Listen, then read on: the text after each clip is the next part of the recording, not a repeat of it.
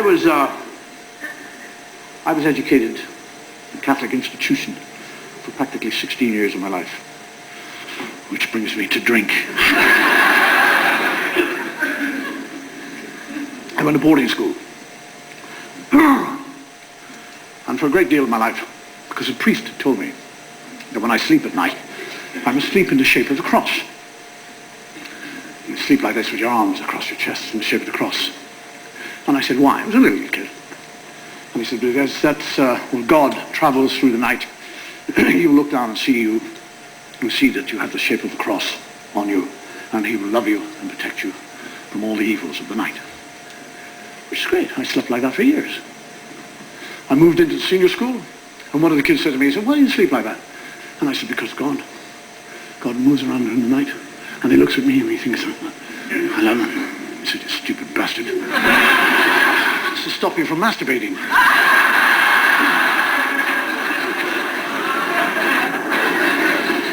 And it works. Unless you've got extraordinarily agile toes.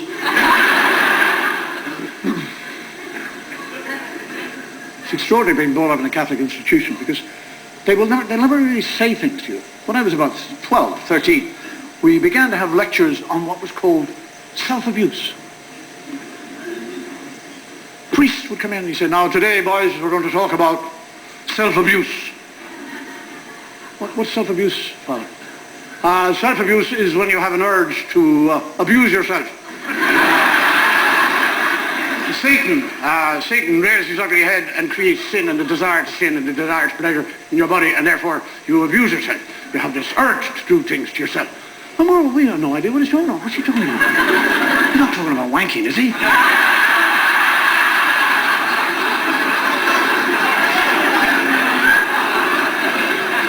And then there was all the mythology comes out about it. You do this, you'll lose 2 pints of blood. Every time you do that to yourself, you lose 2 pints of blood. You're draining yourself of your life's blood. You'll grow weak, white, and anemic, unable to walk. And I used to look at the old Pope being carried around. I thought, I know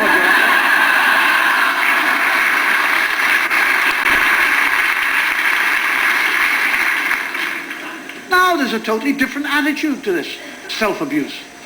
I mean, you can actually become a sperm donor. You can do it and say you're a donor. I was just making a donation. I wasn't having a good time. And not only that, but you can be paid for it. You can get 10 to 20 pounds for a shot.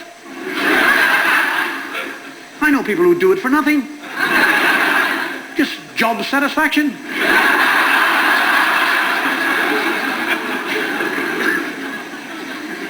It is a most extraordinary situation. When you are selected, they don't put you down as a name. You're put down as a colour. You'll become Mr. Green or Mr. Brown. It's an identity to keep you anonymous. And you arrive there, and they give you a little plastic container. Not a big plastic container. A little plastic container. And they show you into a cubicle. And in this cubicle, there's a table, a chair, no carpet, which is understandable.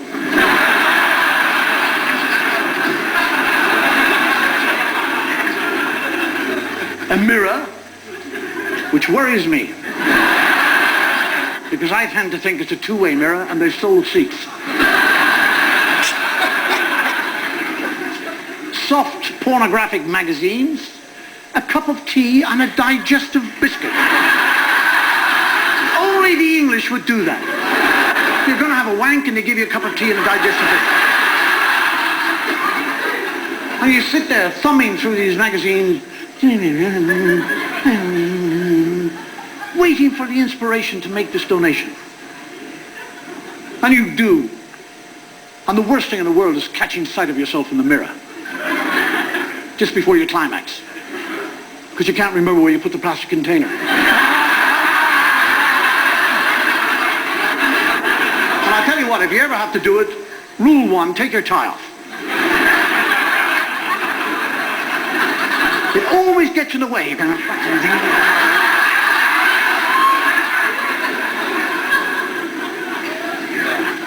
Then you finish what you've done, you make your donation, and you walk down the corridor with your little container. And there are people sitting around looking at you. And they're all thinking, "Here's a wanker." You hand it over, they give you the money. Nobody says, "Hooray!" Nobody says, "Congratulations." They certainly don't shake your hand.